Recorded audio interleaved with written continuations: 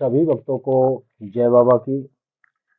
एक बार फिर मैं आप सभी भक्तों के समक्ष उपस्थित हुआ हूँ भक्ति सागर पंचद्वार बराड़ा धाम चैनल के माध्यम से। शिव कौन है इसके बारे में हमने आपको पिछली वीडियो में पूरी तरह से समझाया, आपको बताया, और यही सत्य है। जो वीडियो मेरी जारी होती है भक्ति सागर पंचद्वार बराड़ा धाम चैनल पर, इस चैनल पर जो भी वीडियो आपको मिलेगी जिस भी देवी देवता से संबंधित, वही सत्य है, क्योंकि ये वीडियो कोई साधारण वीडियो नहीं होती है। यह वीडियो एक आध्यात्म में प्रवेश करके जो दृश्य देखा जाता है उसी के आधार पर ही आप लोगों के समक्ष वीडियो रखी जाती है। अब इसको आप सत्य मानो या असत्य मानो, ये आपका मैटर है। आप समझो इसको, क्या समझोगे, लेकिन सत्य यही है। और वो इसलिए क्योंकि भक्ति सागर पंचद्वार बराड़ा धाम चैनल ही एकमात्र ऐसा चैनल है जिस चैनल पर शिव युग से संबंधित हर प्रकार की जानकारी आपको मिलेगी। शिव युग में क्या होने वाला है और आगे क्या होगा, और आने वाले समय में इंसान कितने लोग शेष बचेंगे जो शिव भक्त कहलाएंगे। क्योंकि शिव युग में जो शिव को स्वीकार नहीं करता है उसका कोई महत्व नहीं होता है, और जब महत्व नहीं है इसका मतलब कि भगवान के लिए वो इंसान प्रिय नहीं है। मतलब कि पृथ्वी पर उस प्रकार के इंसान नहीं रहेंगे जो शिव को स्वीकार नहीं करेंगे। तो हम बात कर रहे थे कि शिव कौन है, इसके बारे में पिछली वीडियो में हमने सारा बता दिया, समझा दिया आपको। लेकिन आपको ये भी पता होना चाहिए शिव युग में हमारे जीवन में शिव किस प्रकार से कार्य करेंगे। सारा कुछ आपको पता होना चाहिए कि हम शिव युग में जब प्रवेश करेंगे तो हमारे जीवन में शिव किस प्रकार से कार्य करेंगे।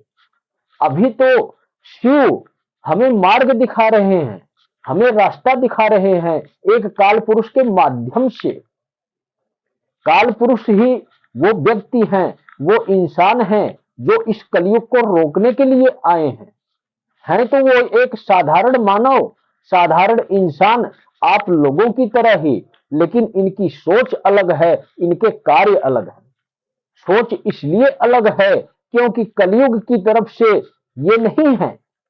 कलयुग की तरफ से राक्षस है, और राक्षसों का इस्तेमाल कौन कर रहा है? ये साधारण मानव और इंसान कर रहे हैं जो आज के समय में इन्हीं राक्षसों के गुलाम हो चुके हैं और कलयुग की सेना में भर्ती हो चुके हैं। काल पुरुष के कार्य क्या है इस कलयुग में? काल पुरुष का सबसे पहला कार्य यह है कि मार्गदर्शन करना। इस सृष्टि में, इस दुनिया में जितने भी इंसान हैं, हर एक व्यक्ति का मार्गदर्शन करना, उनको एक सही रास्ता दिखाना। मेरा कार्य है सिर्फ आप लोगों को मार्ग दिखाना। और मार्ग क्या है? सत्य का मार्ग, शिव का मार्ग। मेरे बताए हुए मार्ग पर जो भी इंसान, जो भी व्यक्ति चलेगा वो भव से पार ही नहीं लगेगा, वो भव से पार होकर उस शिव युग में प्रवेश करेगा। कहने का तात्पर्य मेरा ये है कि युग परिवर्तन अपनी आंखों से वो सब कुछ देख सकेगा, और इसके बाद उसका दूसरा चरण होता है शिव युग में प्रवेश करने का। सृष्टि की जो भी परिवर्तन होनी है, जो लीला लिखी जानी है, ये सारी प्रक्रिया अपनी आंखों से वो देखेगा। इस सृष्टि में किस प्रकार से, कैसे, क्या क्या घटित हुआ और किस प्रकार से नवे युग का आरंभ हुआ। और इसके बाद दूसरा चरण शुरू होता है उस इंसान का शिव युग में प्रवेश करने का। जब आप शिव युग में प्रवेश करोगे तो एक साधारण मानव बनकर करोगे। साधारण मानव बनने का मतलब यह है कि अभी आप लोगों ने इतने पाप कर्म किए हैं इस कलयुग में, और ये पाप कर्म आपको ही नहीं पता कि आपके सिर्फ इसी जन्म का है या जन्मों जन्मांतरण का है।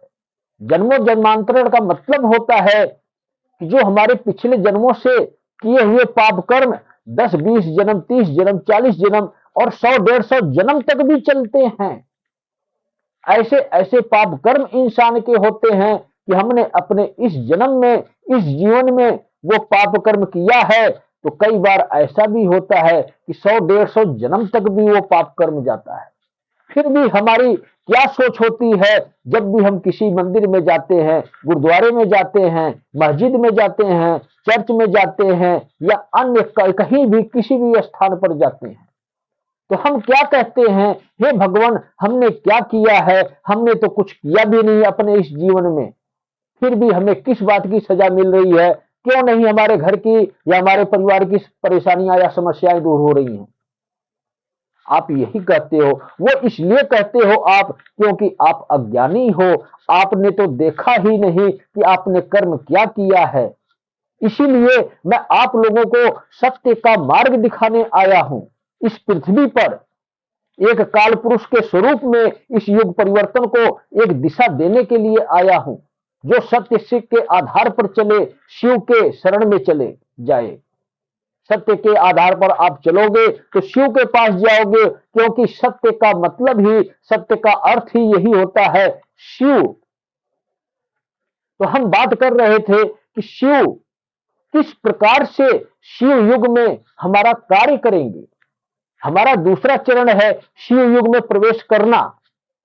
जब हम अपने पाप कर्मों से मुक्त होते हैं, स्वयं की भक्ति करके, अपने इस जीवन में एक आध्यात्मिक गुरु के माध्यम से, जो आध्यात्मिक गुरु प्रवेश कर चुका होता है वही सत्य का मार्ग दिखा सकता है, अन्यथा संसार में रहने वाला कोई भी व्यक्ति, कोई भी ऐसा इंसान नहीं है जो आपको सत्य का मार्ग दिखा सके, आपके जीवन से जुड़ी हुई परेशानियों से बाहर वो निकाल सकता है। लेकिन सत्य का मार्ग सिर्फ आध्यात्मिक गुरु ही दिखा सकता है, क्योंकि यही सत्य है। और जब ये सत्य होगा तो यही शिव होगा, और इसी मार्ग पर ही चलकर हमें शिव मिलते हैं। तो हम शिव युग में प्रवेश करने के लिए तैयार हो जाते हैं, स्वयं की भक्ति करके, और अपने पाप कर्मों से मुक्त हो जाते हैं। जो आपको 3 नियम हम बताते हैं, आप उन नियमों का पालन करते हो,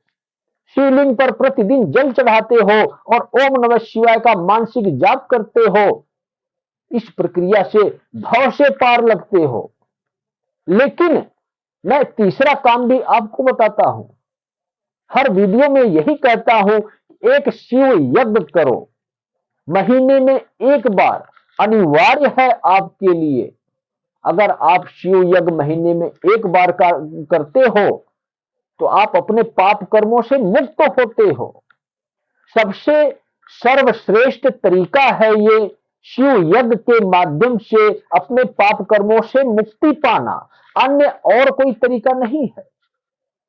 जिस कर्मों की सजा कभी माफ नहीं होती है, वो पाप कर्म इस वक्त, इस युग परिवर्तन के समय पर शिव एक बहुत ही बड़ा सुनहरा मौका हम इंसानों को, हम प्राणियों को दे रहे हैं कि जो भी व्यक्ति, जो भी इंसान इस शिव यज्ञ को करेगा, उसके पाप कर्मों से हमेशा हमेशा के लिए उसे मुक्त कर दिया जाएगा। अब इतना बड़ा अवसर आप लोगों को मिल रहा है शिव युग में प्रवेश करने के लिए। इतना आप याद रखो, जो व्यक्ति इस शिव युग यज्ञ को नहीं करेगा, वो देख तो सकता है युग परिवर्तन को, लेकिन कभी भी वो शिव युग में प्रवेश नहीं कर सकता। और यही बहुत ही महत्वपूर्ण जानकारी है पूरी दुनिया के लिए। हमें किसी भी जाति या धर्म से कोई मतलब नहीं है, 1% भी नहीं। हमें मतलब है तो इन जीव आत्माओं से जो एक दूषित हो चुकी हैं कलयुग की शक्तियों के द्वारा, इन्हें पवित्र करने की आवश्यकता है। और ये जीवित आत्मा तब पवित्र हो सकती है जब शिव यज्ञ करेंगे। जब शिव यज्ञ कर पूर्ण होगा इनका, तब इनकी आत्मा पवित्र होगी।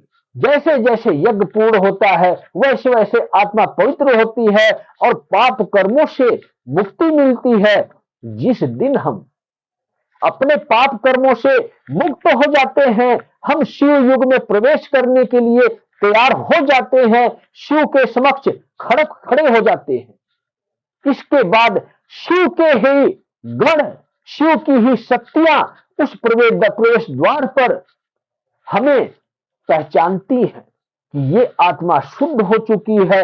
अब इस आत्मा को नवे युग में प्रवेश दिया जाए। कहने का तात्पर्य मेरा ये है कि हम अपने इसी जीवन में, हमारा जो जन्म हुआ है, देखो आज के समय में कोई छोटा बालक है, कोई वयस्क पुरुष है, तो कोई बुजुर्ग है, लेकिन अवसर सबको मिल रहा है। इतना आप याद रखना, सिर्फ अधर्मी ही चुन चुन के मारे जाएंगे। और अगर कोई बुजुर्ग भी है, 60 साल से ऊपर ही क्यों ना हो, युग परिवर्तन वो भी देख सकता है। अगर वो शिव यज्ञ करता है, उसके सारे पाप कर्मों से उसे मुक्त कर दिया जाएगा। ये एक काल पुरुष का वचन है, और काल पुरुष का वचन स्वयं महाकाल का संदेश है। आप सभी भक्तों के लिए, सभी प्राणियों के लिए, सभी इंसानों के लिए मैं आपको दोबारा यही बात समझा देता हूं कि मैं एक काल पुरुष हूं। मैं कोई तत्वदर्शी इंसान नहीं हूं। मैं स्वयं महाकाल का स्वरूप एक इंसान के रूप में काल पुरुष हूं। इस युग परिवर्तन करने के लिए इस धरती पर उपस्थित हुआ हूं। और मेरा कर्म, मेरा धर्म हमेशा सिर्फ यही कहता है कि चाहे किसी भी जाति धर्म का इंसान हो, मुझे किसी भी धर्म से वैर नहीं, किसी भी संस्था से वैर नहीं। भगवान के बनाए हुए सभी धर्म और संस्थाएं हैं, और जिस धर्म और संस्थाओं में सत्य वास करेगा, शिव वास करेगा, वो धर्म संस्थाएं बचेंगी, उनको कोई नुकसान नहीं पहुंचेगा। और जो शिव को स्वीकार नहीं करेगा, चाहे वो वाहे गुरु के सिख भाई ही क्यों ना हो, चाहे वो अल्लाह मियां के मुसलमान भाई ही क्यों ना हो, चाहे वो यीशु मसीह के पादरी ही क्यों ना हो, उनके अन्य भक्तगण क्यों ना हो, चाहे वो बौद्ध धर्म के हो, चाहे वो जैन धर्म को हो, धर्म कोई भी हो, सारे धर्म मेरे लिए एक समान है। सब शिव की ही संस्थाएं हैं, लेकिन उस संस्था को चलाने के लिए जो गुरु की उपस्थिति हुई थी इस पृथ्वी पर, जिन्होंने इन संस्था का नाम दिया, उन्होंने नाम भी सही दिया, काम भी सही दिया, लेकिन काम करने वाले गलत हो गए। इस संस्था के जो भी चलाने वाले लोग हैं आज के समय में, सभी लोग भ्रष्ट हो गए। सभी लोगों ने शिव को धुतकार दिया है। अब शिव को मौका है अपनाने का। अगर नहीं अपनाया तो काल पुरुष तुम्हें अपनाएगा, और जब काल पुरुष तुम्हें अपनाएगा तो सिर्फ और सिर्फ सजा देगा। ये सभी धर्मों के लिए चेतावनी है एक काल पुरुष की। इसको मजाक में ना लेना, कभी भी ये ना सोचना कि ये असत्य है। सत्य ही यही है। संत रामपाल की तरह सतलोक यहाँ पृथ्वी पर नहीं बनता है। सत्य लोक हमेशा शिव के पास होता है, और जो भी इंसान सत्य लोक बनाने की कोशिश किया पृथ्वी पर, उसका असत्य यहीं पर पर्दाफाश होता है। समय आने वाला है, 2 से 3 महीने के अंदर ही रामपाल मृत्यु को प्राप्त हो चुका होगा। ये मेरी भविष्यवाणी कभी झूठी नहीं जाएगी। बोल देना आज जाकर अपने संत रामपाल को। और एक संदेश और है मेरा इस दुनिया वालों के लिए, इस शिव युग में अगर कृपा पाना चाहते हो तो शिव के नियमों का पालन करो। शिव तब ही कृपा करेंगे, शिव तब ही तुमको स्वीकार करेंगे जब तुम शिव युग में प्रवेश करने के लिए नियमों का पालन करोगे। और जब शिव युग में प्रवेश करोगे तो हर एक इंसान को इस युग को चलाने के लिए कोई ना कोई कार्यभार दिया जाएगा, कोई ना कोई पद पर बिठाया जाएगा, जो इस सृष्टि को 2000 वर्ष तक वही इंसान चलाएंगे, और उनके नाम की शक्तियां चलाएंगी जब वो शरीर का त्याग करके जाएंगे। तो सभी भक्तों को जय बाबा की।